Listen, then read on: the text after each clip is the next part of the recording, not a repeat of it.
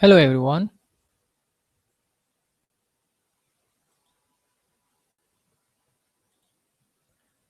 Hello everyone. This is Sabihuddin Ahmed.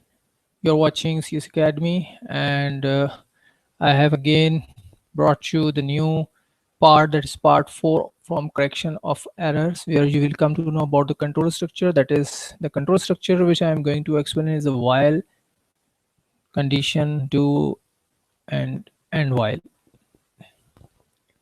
Now here in this structure, you will have to learn about that how the condition is tested and which points to be considered while writing the code or while writing pseudocode within this loop. So keep watching, see the next slide that will tell you about how to focus on while structure.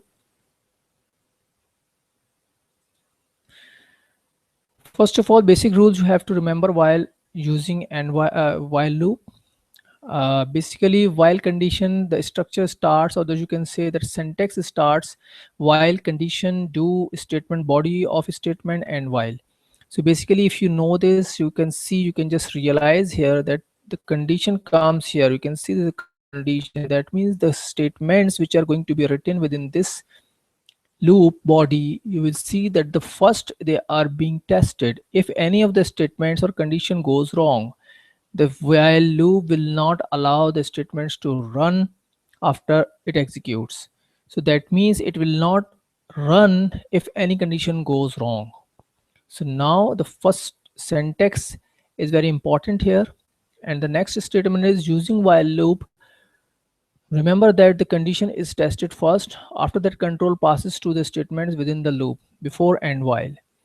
And the same way it does the work as repeat do. So here you can see that for every counter and everything, as I've just told you, that repeat has the same function like while, but the difference is that it checks the condition afterwards, but while checks the condition before the loop executes completely or before it completes a cycle.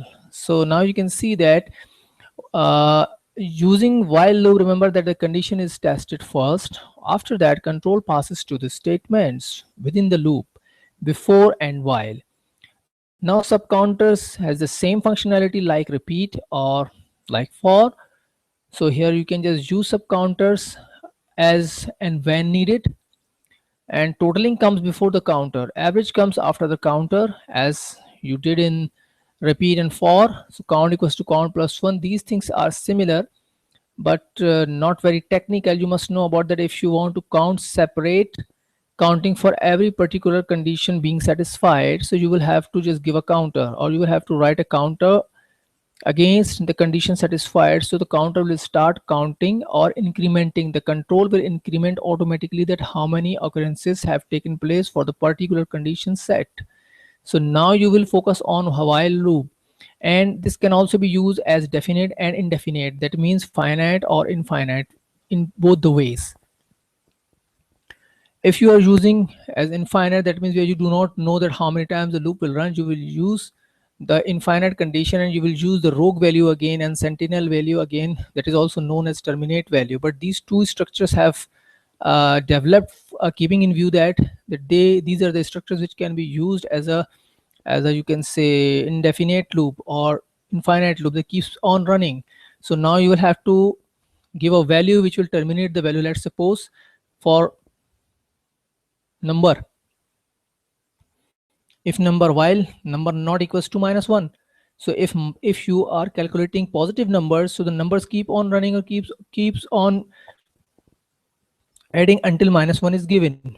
So this way it will keep on continue.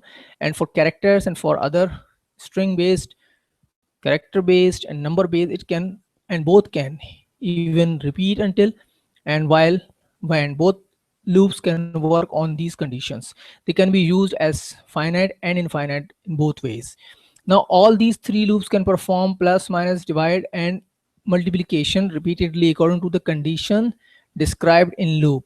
So that means if you are well aware of using these loops, you can easily implement these loops. So now uh, i I hope that you will understand these loops and keeping in view while trying to trace the errors in a program code, that is also known as the pseudocode. So when the pseudocode is given to you, if you know the structure correctly, if you keep remembering every instance or every part of the loops, so you will see that there is no problem to find the errors and to correct them. So I hope you will learn this, you will like this, and in the next videos you will see that how the rules apply and how they have been identified. So you will see that in the next videos. So thanks for watching.